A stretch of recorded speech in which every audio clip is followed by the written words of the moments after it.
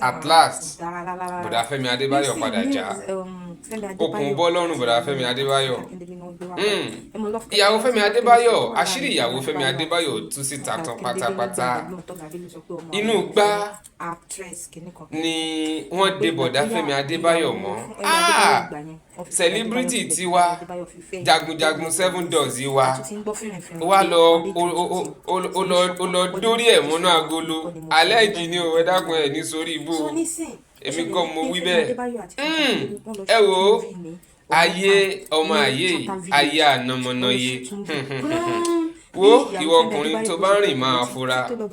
Ìyàwó Femi Adebayo àṣírí tú síta tán pátápátá.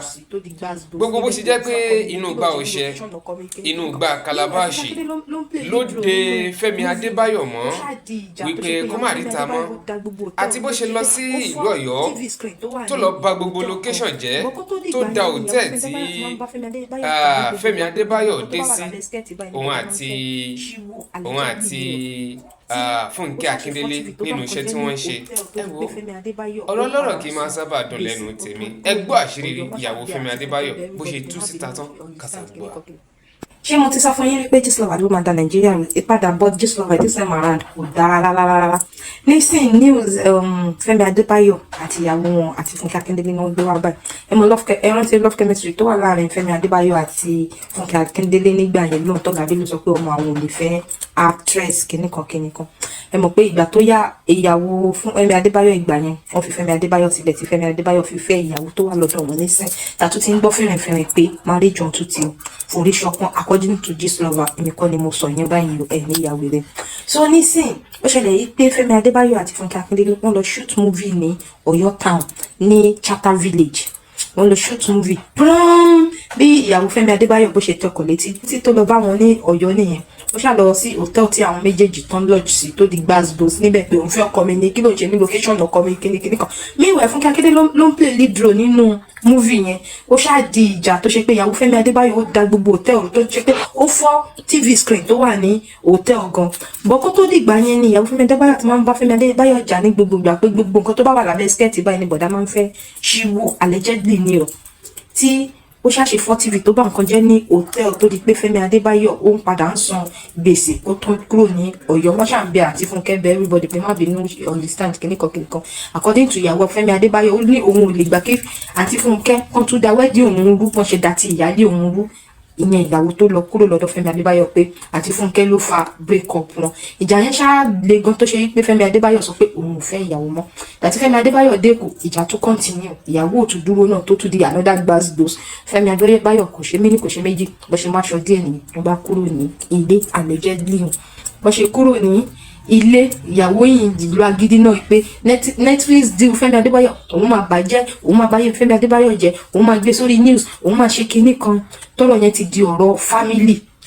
So ó wá ní luckily for Femi Adebayo ìyàwó Femi Adebayo àti best friend ẹ̀ wọ́n jọ ń jà. Ìyàwó Femi Adebayo dẹ̀ pé èèyàn tí ó nínú fùfù tẹnu ẹ̀ mú ni wá sọ fún ọ̀rẹ́ títí ẹ̀ wípé mo dẹ̀ máa ṣe ìkí ẹ̀ fún ọkọ ẹ̀ mo máa sọ fọ́kọ ẹ̀ pé ológun ní ẹ̀gùn ló fi ń de ọkọ ẹ̀ mọ́lẹ̀ ni ọ̀rẹ́ náà wá sọ pé ẹ̀yìn ká jọ láṣìírí ara wa lọ́wọ́ èèyàn ò ṣe mí ní kò ṣe méjì bó ṣe forward gbogbo evidence pé ìyàwó Femi Adebayo wọ́n lọ ṣoògùn wọ́n lọ lé babaláwo gbogbo fọ́tò gbogbo fídíò bó ṣe forward ẹ̀ sí Femi Adebayo nìyẹn. Bí Femi Adebayo ṣe rí ìyẹn ṣe hà bí Femi Adebayo ṣe forward ẹ̀ sáwọn family nìyẹn. Àwọn family bá di pé ẹ̀yẹn ṣoògùn ló fi ń di ọmọ wa mọ́lẹ̀ ó máa lọ ni ó máa ṣe kinní kan ní Femi Adebayo bá ní ibi tó máa kú sí lòun wá yòó toró yóò wà nínú òun lọ́bí kọ́kọ́. Àwọn family nínú rọ ni kò sónú nínú ẹ̀ tó fẹ́ fi yẹn dúró sí ọ̀dọ̀ ọmọ àwọn ni.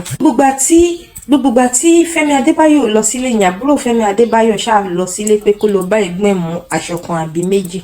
Ìgbà tí yẹn máa délé according to him allegedly ni o ìyẹn sọ pé òun bá igbá ní inú ilé. So another evidence pé ìyàwó Femi Adebayo ń ṣe oògùn. Ọ̀rọ̀ ṣáà ti di yam pepper scatter báyìí. Wọ́n ní kíyàwó lọ ìyàwó sọ pé ibi tóun máa kú sí lòun wáyé.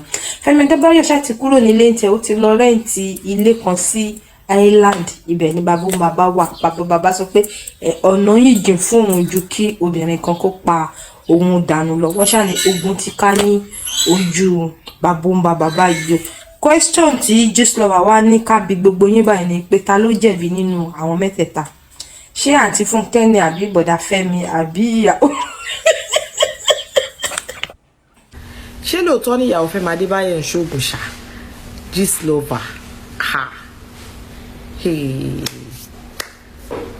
wọ́n ní bọ̀dá Femi anything is skirt ní gbàgbà dídó ni ìyàwó normally ó tara ó ń ṣe kìtìkìtì ó sú ọkọ Fúnkẹ́ Akíndélé àti Femi Adebayo wà lọ́yọ̀ọ́ ń ṣiṣẹ́.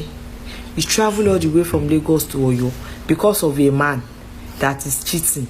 Tó bá lọ l'accident lọ́nà ńkọ́ Ọlọ́run ṣọ́ ẹ débẹ̀ tó ó kìjà mọ́lẹ̀ ó buy a lot of things tó bá TV jó attack Fúnkẹ́ Akíndélé and all that. Your husband have to pay for all the damages that you made. Ó padà sékòó ọkọ ẹ today you continue the fight. Ọkọ ẹ kúrò ló lọ rent ilé ìgbà tí gbogbo ẹ máa wá di jam pepper scatter. Bí ó ṣe ní misunderstanding pẹ̀lú ọ̀rẹ́ kan yẹn bọ́kọ yẹn ṣàṣẹ sọ pé ó mú ìyàwó òun lọ ṣògùn àbọ̀jọ́ ń ṣògùn ní ọ̀rẹ́ bá send gbogbo voice notes gbogbo videos bó ṣe lọ ń ṣe ògùn láti dé àwa holy bọ̀dá Femi Adebayo jagunjagun 7 doors wa o láti dé wọn mọ́lẹ̀ bí ẹran ọ̀ṣọ́ àṣẹ tẹlifíṣàn náà máa ń dé ọkùnrin really bí àwọn òjíṣẹ́ àwọn family dey bon family ṣe kó má pọ̀ mọ́ àwọn nìyẹn like I used to say and I will keep saying it èèyàn kan ló bí àwọn ọmọkùnrin yìí if you cannot stand a man that is cheating my darling walk away o or UCD and stay jẹ́jẹ́ you choose one ni o tó bá ti dé pẹ̀mí ẹ fẹ́ bọ́ eré o eré lẹ́lẹ́lẹ́ o cause this men we don't know the side chicks don go as our side hands our side chick God help ha hex ni Fúnkẹ́ Akíndélé jẹ́ hex ni wọ́n fẹ́ra mọ́ láti gbà wọ́ lẹ́yìn ìgbà ẹ̀kọ́ lọ́wọ́ Táíwò ṣẹlẹ̀ ìgbà ẹ̀kọ́ ni àbẹ́ kótó àbòrúfù ti dé JJC ti dé ìyẹn ti pẹ́ ló ṣe wá ló ń jájà àgbọ̀n tó tiẹ̀ tí mọ̀ ẹ́ rárá tó ti fẹ́ ra wọn ṣẹ̀ṣẹ̀ ló ń dìgbò lugi yẹn lọ́yọ̀ ló fẹ́ mi ara ẹ̀ ta káìtì lọ tó ti ẹrú tọ́ mọ́ tọ́ ìtú gist lover gbédé allegedly o gist lover Nàìjíríà yìí tó bá ṣàmà fi dórí gbogbo ẹ̀rù ṣá aládùkẹ́ yẹn ṣá ó ṣoògùn ẹnu ẹ mú nígbà Daya Musa yẹn ni mo mọ̀ òun dẹ̀ ló dẹ̀ ti bímọ yẹn ń sìn Ọlọ́run ṣeun.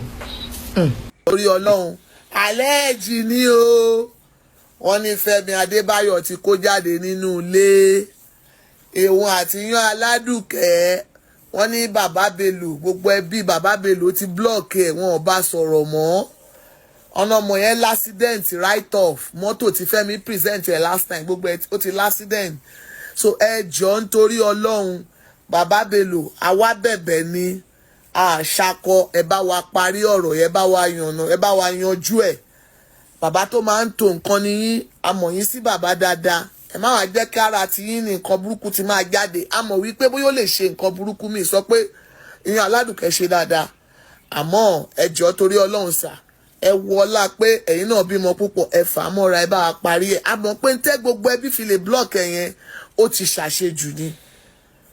Good afternoon ọkọ mi Abẹ́ní a mọ̀ pé ó ti ṣàṣejù ní bàbá Bello ẹ jọ̀ọ́ torí Ọlọ́run ẹ bá wa yanjú ẹ bá wa pẹ̀tù sọ́wọ́n méjèèjì nínú ẹ bá wa parí ọ̀rọ̀ yìí àṣàkọ ẹjẹ́ wọláàánú àsìkò tá a wà yìí ọ̀gá Bello ẹ jọ̀ọ́ torí Ọlọ́run ẹ má yẹ kọ́rọ̀ wọn dọ̀ bí ọ̀rọ̀ làǹdẹ̀ bòbòbòbòbòbòbòbòbòbò ìgbà tó yá ó tú ta làǹdẹ̀ Ọlọ́run á bá mi fún ẹ nísìnyí á pèsè ìyàwó alálùbáríkà fún ẹ torí mi ò kí ń jọ́ọ̀jì ọkọ àti.